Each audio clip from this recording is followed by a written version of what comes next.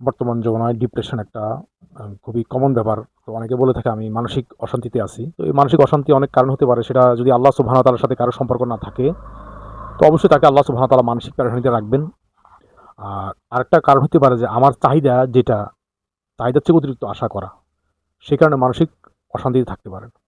যে আল্লাহ সুবহানাহু ওয়া তাআলা সূরা নাহলে বলতেছেন, মুমিন হয়ে পুরুষ ও নারীর মধ্যে যে কেউ সৎকর্ম করবে, আল্লাহ সুবহানাহু ওয়া তাআলা তাকে ফালানুহিয়ান্নাহু হায়াতান তাইয়্যিবা, তাকে পবিত্র জীবন দান করবে। তাহলে এখানে আল্লাহ সুবহানাহু ওয়া তাআলা ওয়াদা করছে যে আল্লাহ সুবহানাহু ওয়া তাআলার হুকুম পালন করবে, তাকে আল্লাহ সুবহানাহু ওয়া তাআলা উত্তম উত্তম জীবন দান করবে, মানে সবচেয়ে ভালো জীবন দান করবে। তো আমি চিন্তা করি, আমি ডিপ্রেশনে কেন আছি, আমার অশান্তি কেন?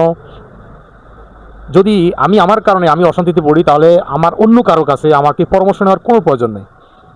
আমি আল্লাহর কাছে ফিরে আসি, যে আল্লাহ সুবহানাহু ওয়া তাআলা যে হুকুমগুলো আমার উপর প্রয়োগ করছে, আমি যদি সেগুলো প্রয়োগ করে থাকি, তো আমার জীবন থেকে অশান্তি দূর হয়ে যাবে, শান্তি আসবে। আর যদি দেখেন যে না, আমি তো কোনো খারাপ কর্মের সাথে জড়িয়ে না, আমি কোনো আশাও করতেছি, তবু আমি মানসিক অশান্তিতে আছি, তাহলে এটা হয়তো আল্লাহ সুবহানাহু ওয়া তাআলা আপনার জন্য পরীক্ষা স্বরূপ রেখেছেন। এরকমটা হওয়ার কথা না। তো যারা নেক আমল করবে, অবশ্যই আল্লাহ সুবহানাহু ওয়া তাআলা তাদেরকে পবিত্র জীবন দান করবেন। তো পবিত্র জীবন দান পাওয়ার জন্য আমাকে আল্লাহ সুবহানাহু ওয়া তাআলার হুকুমের উপর জীবন পরিচালিত করতে হবে। তো এখন দেখা গেছে আমাদের যে সমস্যাগুলো আছে, আমরা আল্লাহ সুবহানাহু ওয়া তাআলাকে আগে জানাতে হবে। আমরা কি করে আগে মানুষকে জানাই? তো এরকম একটা ঘটনা উল্লেখ করছে যে একটা লোক তার সন্তান হারাইছে। সে প্রথমে ফোন দিল আত্মীয়স্বজনের কাছে। তারপরে কোনো থানাতে ফোন দিল, অথবা বিভিন্ন মাইকিং করলো। তো শেষমেশ দেখছে কোনো কুল কিনারা খুঁজে পাচ্ছে না।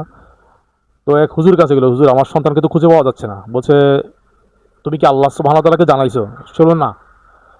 তো কাকে জানাইছো? বলছে, আমি সবাইকে জানাইছি। যিনি তোমার সন্তানের খোঁজ রাখেন, বলতে পারবেন, তাকে জানাইলে না, তুমি দুনিয়ার সবাইকে আগে জানাইছো।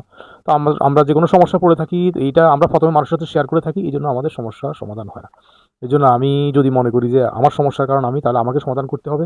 বলি যে না, আমার কোনো ভুলভ্রান্তি আমি দেখতেছি না আপাতত, তাহলে আমি অভিজ্ঞতার পরামর্শ নিব। তো মানসিক প্রশান্তির মানে অশান্তির কারণে যে আমি কোনো রকমে আমার রবের কোনো হুকুম যেন আমার থেকে ছুটে না যায়, যে আমার মানসিক অশান্তি আজকে ভালো লাগতেছে না। ভাই দেখেন, আমার দুনিয়া যত পেরেশানি থাকুক, যত অশান্তি থাকুক, আমাকে ব্যবসায় আসতেছে, চাকরি করতে হইতেছে, এতে কোনো আমি অজুহাত দেখাইতে পারি না। এটাতে কোনো অজুহাত চলে না, যে আমাকে আসতেই হবে। আমার ঘরের সমস্যা, বাড়ির সমস্যা, রাষ্ট্রের সমস্যা, কিন্তু আমাকে আমার কর্মক্ষেত্রে আসতে হয়, এবং আমাদের সন্তানদেরকে আমরা দেখতে হয়, এবং বিবির সাথে একসাথে আমাদেরকে ঘুমাইতেও হয়। তাহলে এত সমস্যার মধ্যে যদি আমরা এগুলো করতে পারি, তাহলে আল্লাহ সুবহানাহু ওয়া তাআলা এই বাজারে কেন আমাদের ঘর বেশি? যতক্ষণ না আপনি আল্লাহ সুবহানাহু ওয়া তাআলাকে আপনি আপন করে নিলেন, তার হুকুমের উপর পরিপূর্ণ জীবন পরিচালনা করার জন্য সিদ্ধান্ত না নিচ্ছেন, ততক্ষণ পর্যন্ত কেউ আপনার সমস্যার সমাধান করতে পারবে না। তো আল্লাহ সুবহানাহু ওয়া তাআলা আমাদেরকে দুনিয়ার জীবনে পেরেশানি মুক্ত থেকে তার ইবাদত করে এবং মৃত্যুর প্রস্তুতি নেওয়ার জন্য তৌফিক দান করুক। ওয়া মা তৌফিক ইল্লা বিল্লাহ। আসসালামু আলাইকুম ওয়া রাহমাতুল্লাহ।